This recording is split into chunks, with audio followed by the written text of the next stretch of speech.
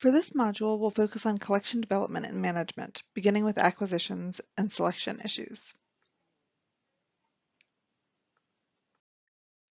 If you aren't already familiar with methods of acquisition common in libraries, you may need a quick intro to follow our readings for this week. Subscriptions are probably familiar.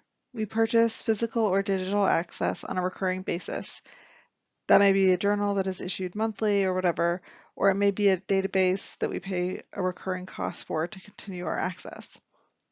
Some databases and electronic resources are purchased through a perpetual access license, where the library pays a large one-time payment for access to a set collection.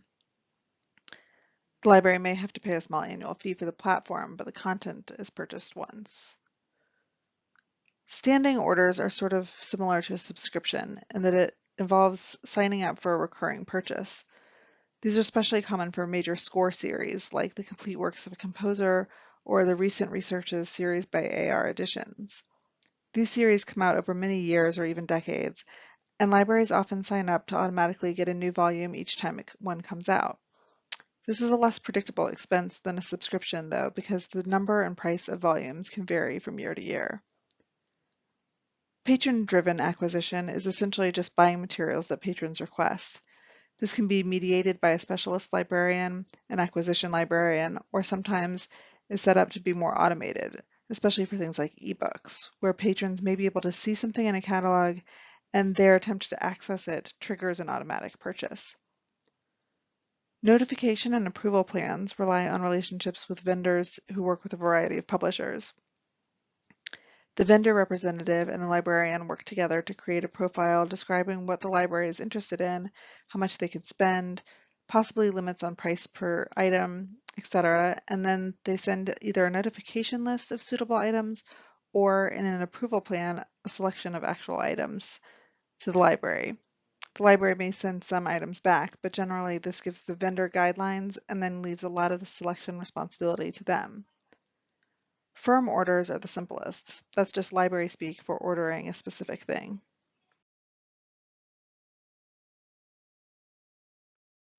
While acquisitions methods are pretty standard, there are some things that will separate music acquisitions from many other areas. First, we tend to deal with different vendors for approval plans and other orders.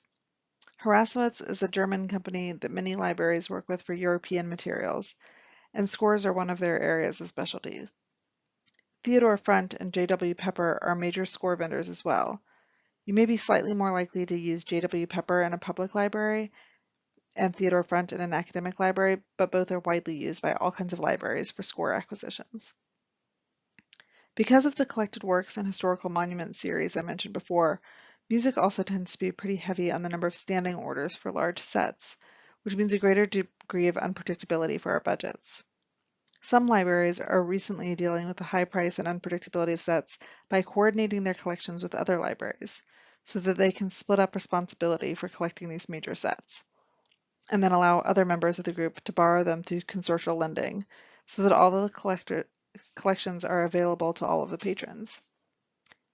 Music librarians may also want to take into account things like coordinating the collection of different formats to try to make a recording available, for example, if a score has been required, since users may need to access the same piece in different ways.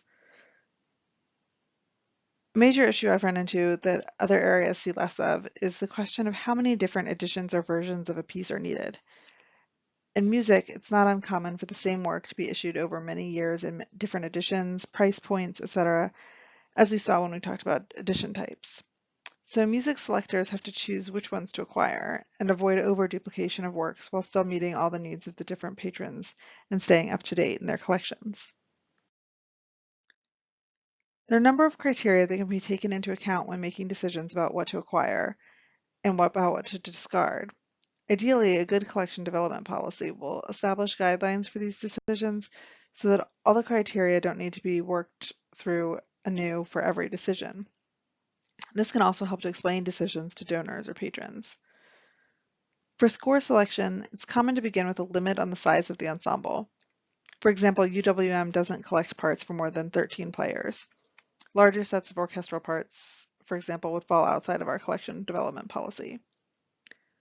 Collection development policies and approval plan profiles will also frequently specify large genre areas that are of interest, such as classical music, sometimes broken down by period, world music, jazz, popular music, and so on. Beyond these general areas, selectors can work to create better alignment with the interests of their patrons.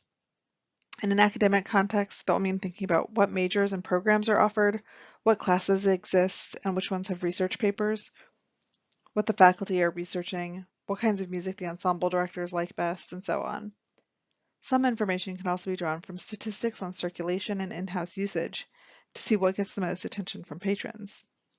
It is important to consider in-house usage because patrons often browse scores but only select one, or they may listen to music on site or make photocopies that they can mark up with their own analysis.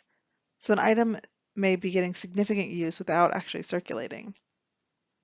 Interlibrary loan requests can also be a good indicator that there's a gap in the collection that needs filling. Increasingly, librarians are attempting to balance the historically white male bias of music collections, especially art music-focused collections. So one strategy is also to focus on selection that increases the diversity of the collection. And you may want to focus on filling other specific gaps that might be identified by assessing the collection as a whole.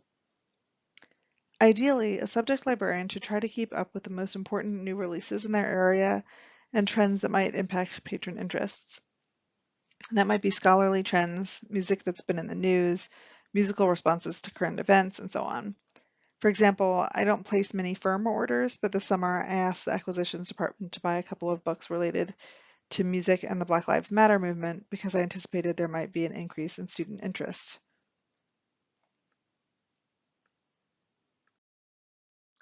There are a number of ways to keep track of what's happening so that you're aware of important books and potential trends in the field.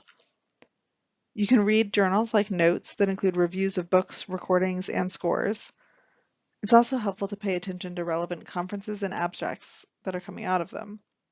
Not just music library conferences, but major conferences in the fields of study reflected in your institution, if you're in an academic library especially.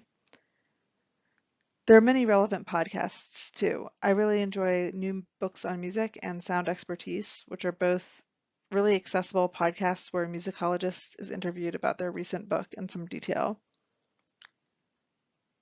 Following social media or subscribing to listservs related to the field or major performance organizations and so on can help you be aware of important conversations and potential opportunities for outreach or collaboration, as can following local and national arts news.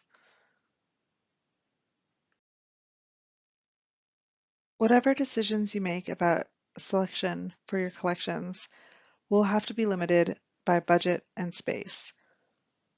No library has an unlimited amount of money to spend, and there can be especially harsh limitations on the arts and humanities. In many libraries, also space is a major consideration. Many selection decisions will have to be offset by deselection decisions, and we'll talk more about weeding next week.